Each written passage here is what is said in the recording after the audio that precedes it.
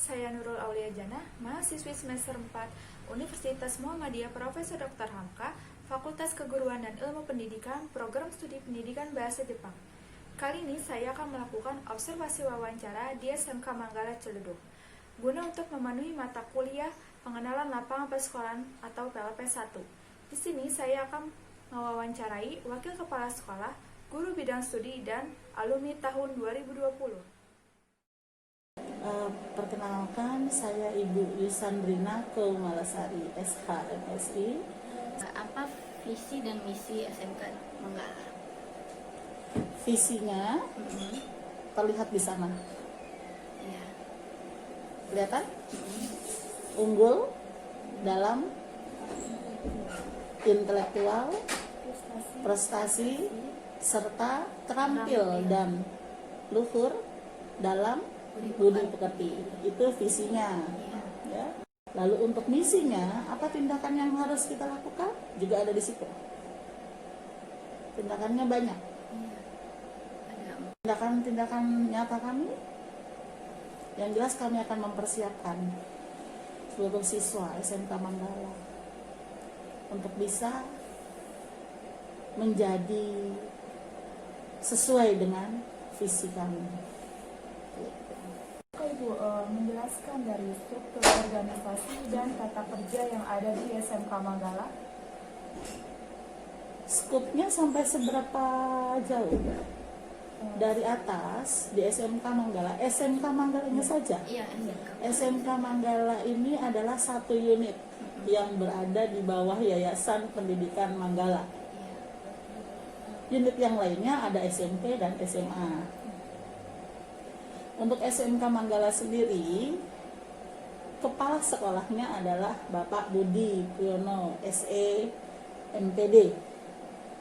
Wakil bidang kurikulum saya sendiri, Ibu Yusandrina Keumalasari, SH MSI.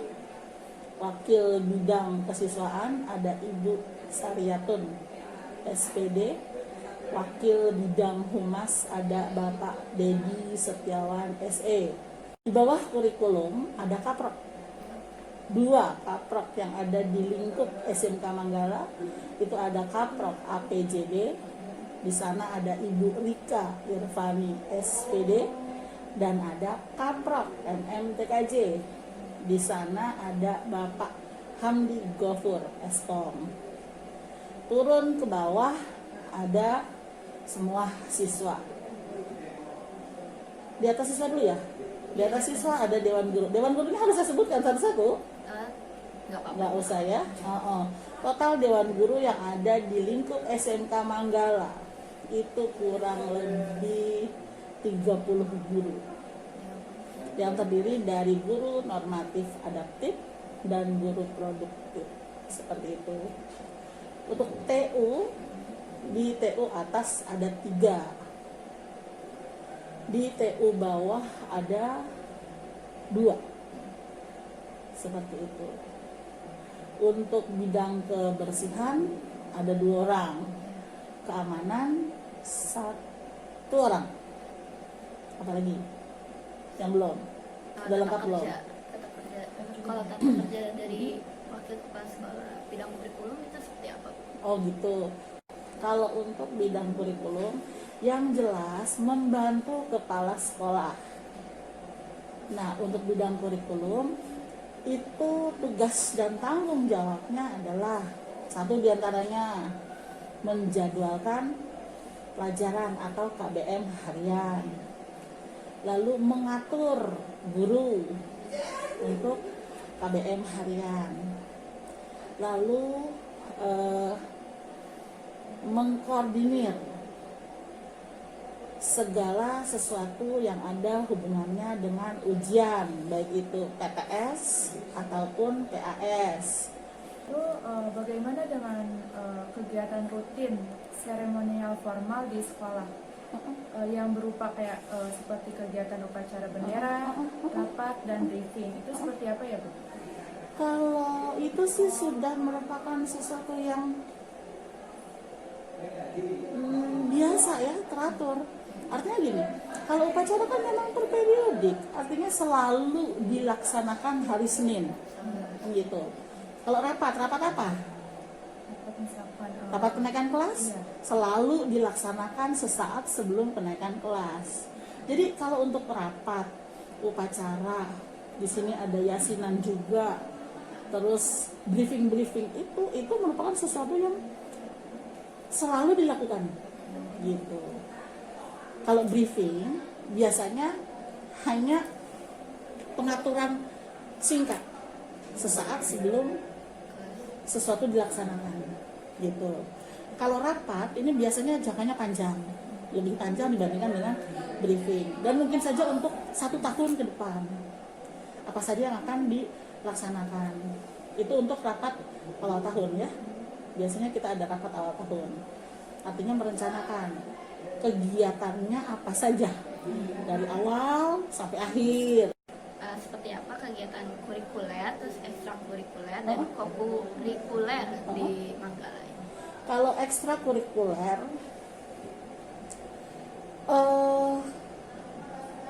itu kita sebut ekskul ya kan? Ekskul kan? Berarti biasanya yang ada di dalam situ adalah bentuknya olahraga atau minat. Minat itu bisa jadi kalau bela diri, pencaksilat, ada karate, ada beksi kalau bela diri. Kalau olahraga ada voli, ada sepak bola, ada basket, ada apa lagi ya? Ada juga paskibra. Itu masuk kategori apa ya? Olahraga bukan? Bukan. Nah, ya. Ada minat paskibra, ada paskibra. Nah, kalau untuk lingkup Kota Tangerang sampai dengan dinas provinsi itu di wilayah kita Banten itu ada satu mulok. Muloknya itu pramuka, gitu. Nah, pramuka itu selalu dari minggu ke minggu dilaksanakan. Kalau kokurikuler itu jam tambahan berarti ya? Iya, seperti kayak kunjungan ke museum. Iya, jam tambahan ya. Praktek luar lah gitu ya. Kalau kita dari tahun ke tahun karena memang kita bergerak di kejuruan SMK kan, selalu mengadakan tur tabel manner. Itu kunjungan sekaligus belajar gitu. Secara rekreasinya dapat, pariwisatanya dapat, pelajaran tripnya dapat, sambil nanti ada tabel manner, bagian dari produktif jasa boga dan perhotelan di SMK Manggala. Terus untuk yang MMPKJ kita juga ada kunjungan ke kampus, di sana pun belajar workshop jatuhnya, biasanya di Yogyakarta. Tapi untuk tahun ini, 2 tahun belakangan ini semua sudah ke Bali. Jadi AP, JB, MM, PKJ semua sudah Bali tujuannya. Seperti itu. Kalau untuk dari kegiatan kurikulernya gimana? Ada misalkan ada berapa mata pelajaran? Banyak. Jurusannya ada berapa gitu? Kalau di SMK Manggala ini ada 3 PK.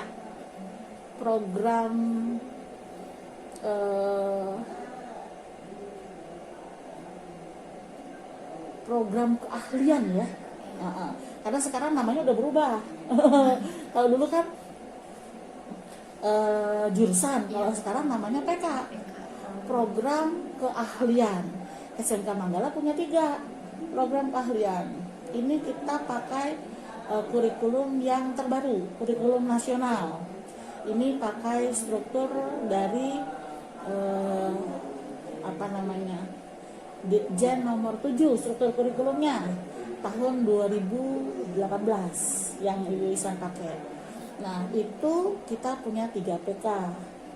PK yang pertama perhotelan, rumpunnya pariwisata. Lalu bidangnya perhotelan dan jasa pariwisata. Lalu kompetensinya perhotelan. Kalau untuk yang kedua itu ada rumpunnya masih pariwisata. bidangnya kuliner, kompetensinya tata boga gitu. Lalu yang ketiga ada teknik komunikasi dan informasi, TKI, itu rukunnya. Lalu bidangnya ada teknik komputer dan informatika gitu. Lalu ke bawahnya kompetensinya ada multimedia dan teknik komputer jaringan, seperti itu. Jadi kita punya 3 PK, program keahlian. Nama saya Ibu Sari, mata pelajaran yang saya ampu adalah bahasa Jepang. Biasanya saat mengajar, sensei itu menggunakan metode pembelajaran yang seperti apa? Biasanya untuk metode pembelajaran di awal adalah metode ceramah. Jadi kita jelaskan materi apa yang akan kita sampaikan. Kemudian setelah materi disampaikan, ada sesi tanya jawab. Apakah anak paham dengan materi yang kita sampaikan? Kalau memang ada yang tidak paham, akan kita ulangi kembali penjelasan materi tersebut. Kemudian setelah itu biasanya kadang-kadang juga pakai metode diskusi dan penugasan.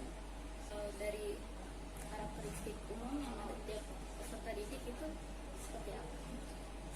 Untuk karakteristik umum di sekolah ini dari segi ekonomi, siswa yang belajar di sekolah ini kecenderungannya dari ekonomi menengah ke bawah.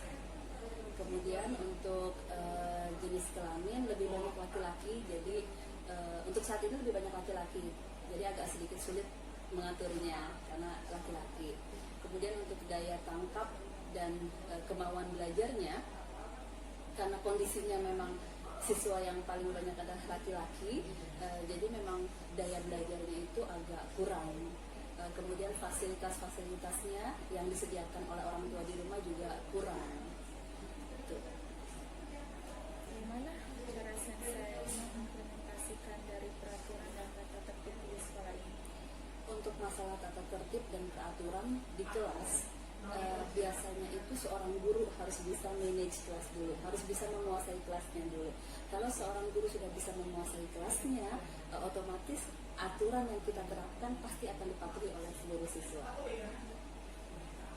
Kalau untuk praktik-praktik pembiasaan dan kebiasaan positif di sekolah apa ada? Kalau praktik pembiasaan, biasanya kita di awal pembelajaran pasti diawali dengan doa terlebih dahulu. Kemudian untuk keagamaan, di setiap hari Jumat sebelum pembelajaran dimulai, biasanya kita mengadakan membaca Yasin bersama. Nama saya Aisyatun Romzaini. Saya alumni SMK Manggala, lulusan tahun 2020. Selama bersekolah di SMK Manggala, pengalaman seperti apa yang sudah kamu lewati? Selama bersekolah di SMK Manggala, banyak pengalaman yang sudah saya lewati dan juga banyak pelajaran yang saya sudah dapat. Entah itu dari pembelajaran sehari-hari atau dari ekstrakurikuler. Dan juga karena banyak pertemanan, saya jadi menambah luas wawasan saya. Kemudian dari yang kamu lihat sama rasakan itu, seperti apa peraturan dan tata tertib di SMK Manggala? Dari yang saya lihat dan rasakan, peraturan pada tata tertib sekolah di SMK Manggala itu bagus ya. Seperti siswa dilarang untuk menggunakan make up, berpakaian rapi, menggunakan atribut yang lengkap. Seperti pada sekolah pada umumnya sih, dan dari gurunya pun itu benar-benar diterapkan banget ya. Itu yang saya suka sih dari tata tertib di sekolah SMK Manggala. Nah, apakah kamu mengikuti kegiatan ekstrakurikuler? Dan ekstrakurikuler yang seperti apa yang kamu ikuti? Dalam waktu bersekolah ini saya mengikuti ekstrakurikuler, iya. Ekstrakurikuler yang saya ikuti adalah salah satunya bermusik, karena saya suka musik, saya suka bermain gitar.